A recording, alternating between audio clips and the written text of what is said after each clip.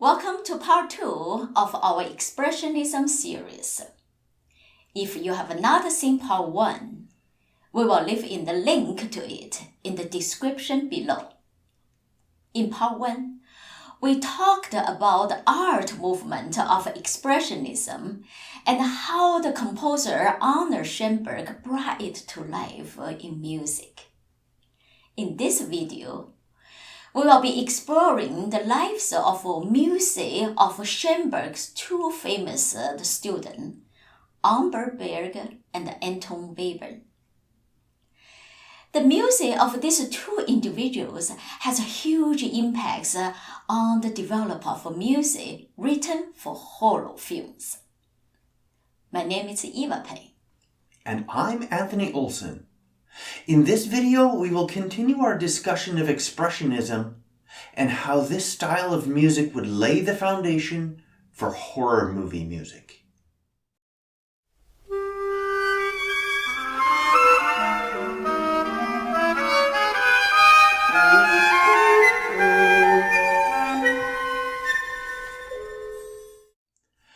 The world around us today has heightened our anxieties and uncertainties. But these higher levels of anxiety and uncertainty are not new to our human experience. In the early 20th century, there were a number of social and historical events that impacted our psyche, including a world war and a global pandemic. The next composer we are going to discuss grappled with anxiety and other mental health issues throughout his life. And these personal struggles found their way into his music.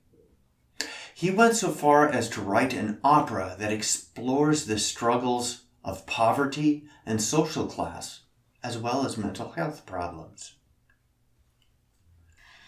Anton Vabren was born in Vietnam in 1885 into an upper-middle-class family.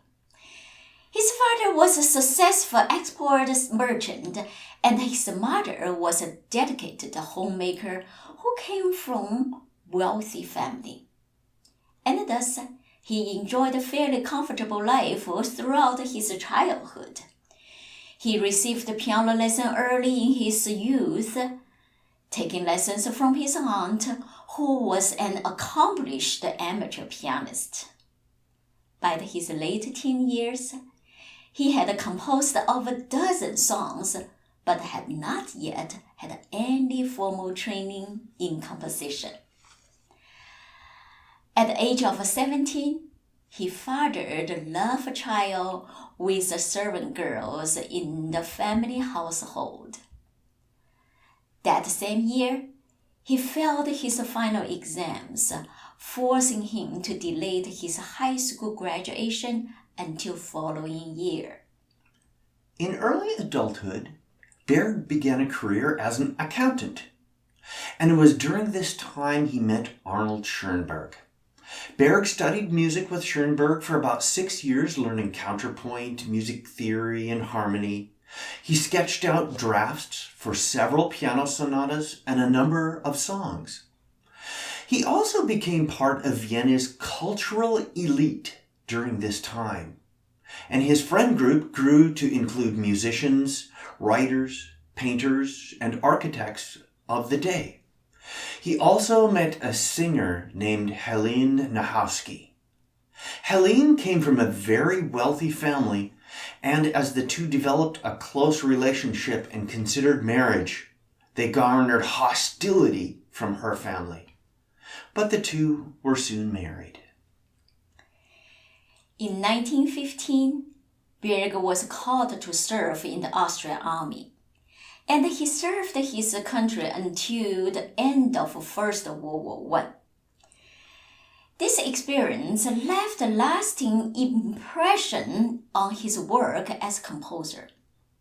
While on one of his leaves, he started or written his first opera, Wozzeck.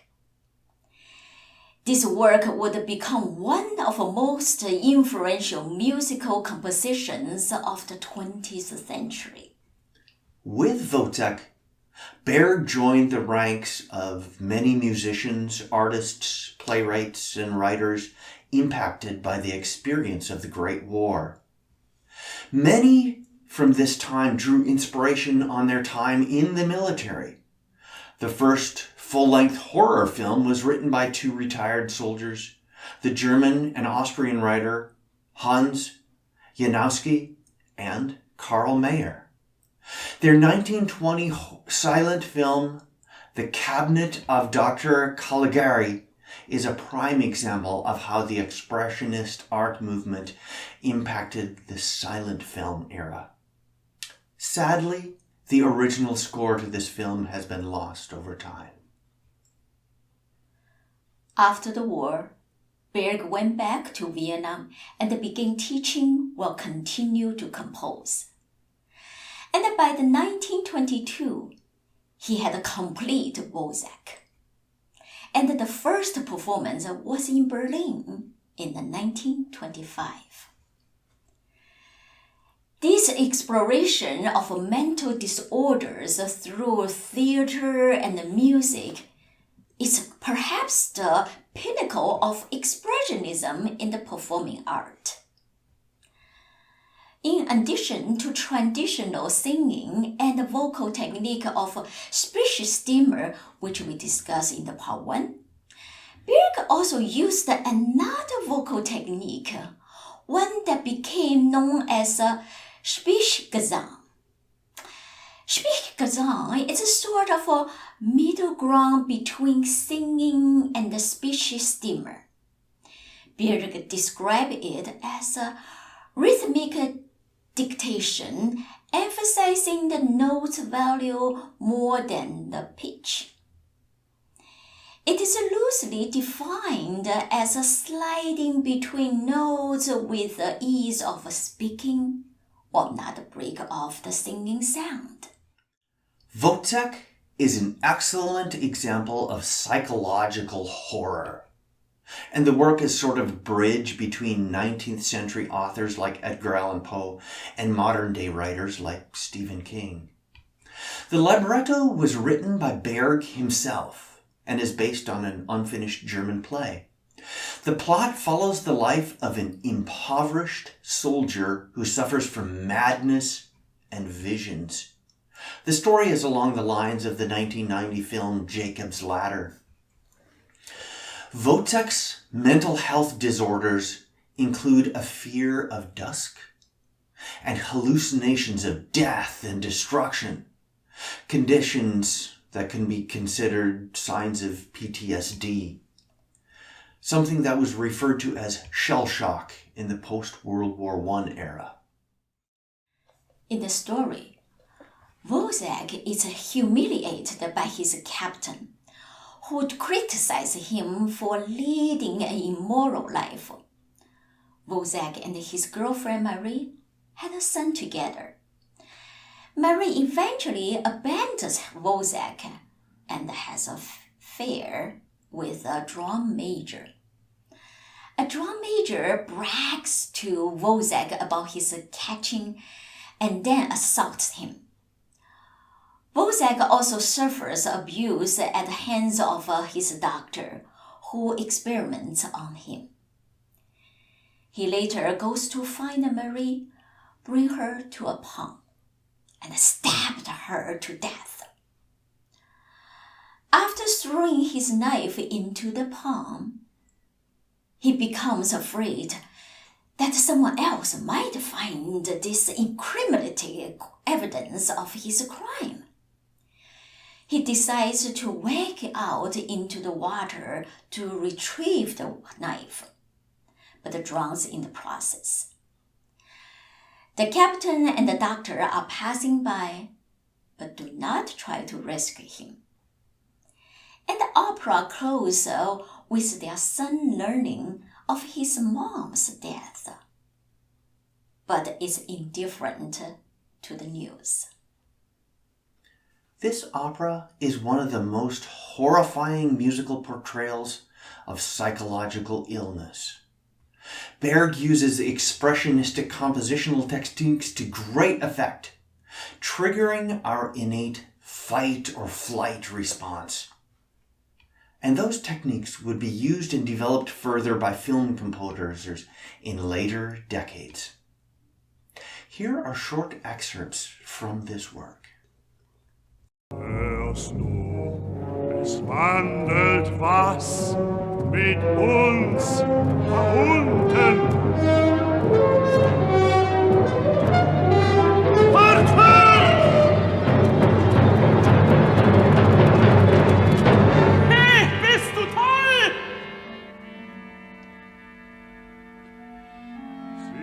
Kurios still und schwül. Man möchte den Atem anhalten.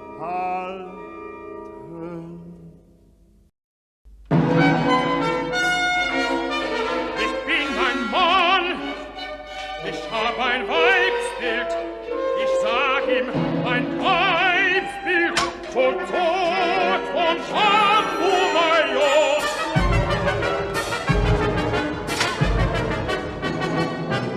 Ein Busen und Schenkel und alles fest, die Augen wie glühende Kohlen.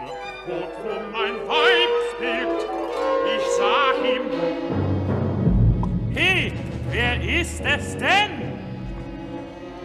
Frag ihr den Wozzeck da. Da, Kerls auf! Ich wollt die Welt Schnaps, Schnaps, der Mann muss saufen. Sauf, Kerls auf!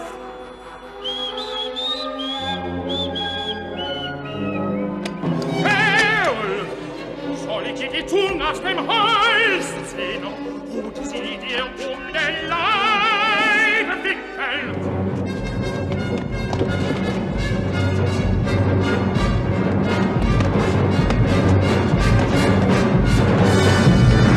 Soll ich dir noch so viel Atem lassen, als ein alt Weiberfuß?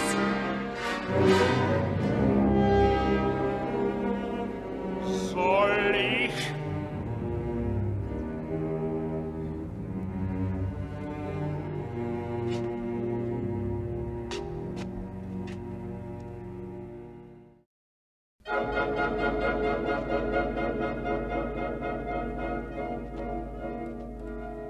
Das Messer. Wo ist das Messer?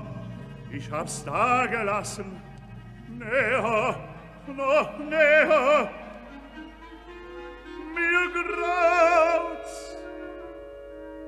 Da regt sich was. Still.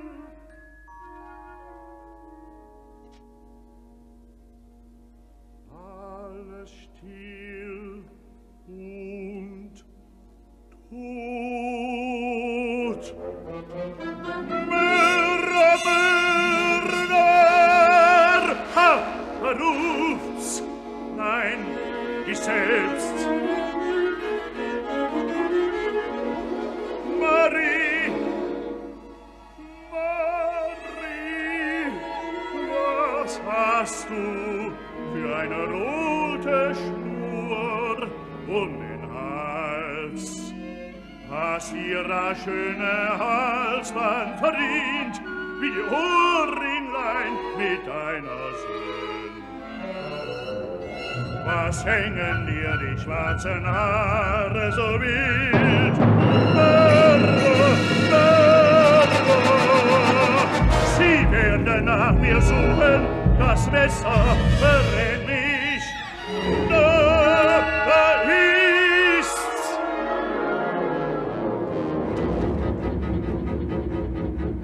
So, da hinunter. Es taucht ins dunkle Wasser wie ein Stein.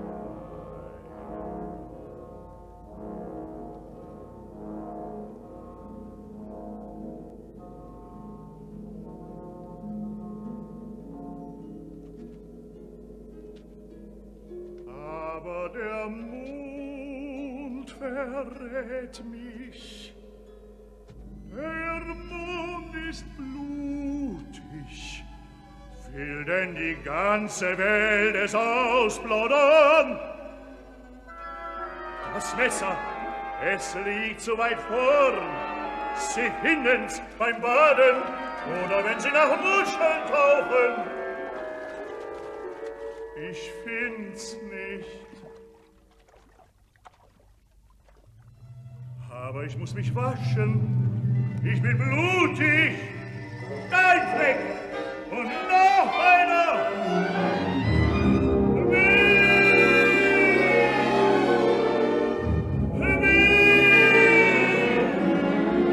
Ich wasche mich in Blut. Das Wasser ist Blut.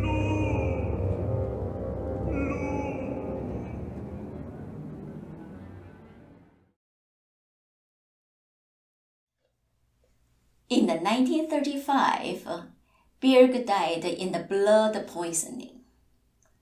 A rumor surrounding his death is that, in order to save money, his wife attempted a medical operation with a pair of scissors. The couple had been reduced to utter poverty at the time. In any case, he was taken to the hospital, but the physicians were not able to save his life. The other of Schoenberg's best-known students is Anton Vabren. Also born in Vienna, Vabren was the only surviving son of a civil servant who was also an amateur pianist and singer. After his elementary and high school years, Vabren trained at Vienna University, studying musicology. In 1904, he expanded his musical education to include composition and began private studies with Arnold Schoenberg. Vabren supported himself as a conductor and music director, working in a number of regional theaters throughout Germany and Austria. But the work he secured was not very fulfilling. He was very unhappy with the low standards of the opera houses where he was engaged, mainly provincial towns, and he grew to hate theatrical life. He joined the Austrian army in 1915 to fight in the World War I, but was discharged the following years due to poor eyesight. After his time in the army, he got a better job in music, this time at the theater in Prague. It was a position he held for several years before he moving back to Vienna. When he returned to Vienna, he organized a concert series that featured music by Schoenberg, as well as music of his own and of Amberberg. He also worked as a conductor of various chorals and symphonic groups around the area, including the Austria Radio Orchestra. He was establishing himself as a leading conductor of the day, traveling to work with orchestras in Switzerland, Spain, England, and Germany. But his success started to come to an end in the early to mid-1930s. Hitler and the Nazi Party gained control of the German government, and Vabren's music was banned as degenerate art. The Nazi government outlawed his music, as it did with all music that failed to follow traditional compositional procedures and techniques. After Germany annexed Austria, Vabren's conducting jobs were also terminated, and he had to eke out a meager living through private teaching and publishing piano arrangements of orchestral music. In 1945, his son was killed on the Eastern Front during an air bombardment, and he himself lost his life on September 15th of that same year. At the time, he was staying with his son-in-law, who was a well-known black marketeer, and the country was under Allied occupation. A strict curfew had been imposed, and when he stepped out onto the porch for an evening cigar, he was shot by an American soldier. Vabren's music was extremely influential on the next generation of composers, especially in the world of horror film music. Anton Vabren followed the technique of series meticulously, and his music had an unusually thin texture, often with a very little middle range of music texture, leaving only lower notes and higher notes. In this way, he created sounds that are foreign to our ear. This type of music texture combined with extreme dissonance, causing very disturbing emotion response inside us. Here's an excerpt from one of his work, from the set of a piece he entitled 5 Pieces for Orchestra.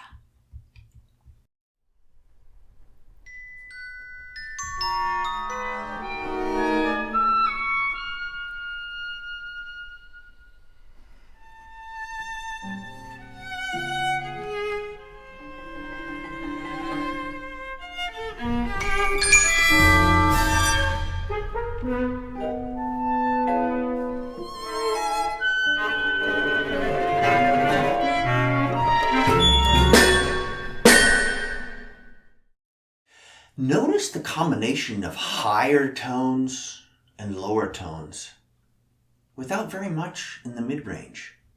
This type of texture creates a rather eerie, creepy sound and stimulates feelings of unease and fear.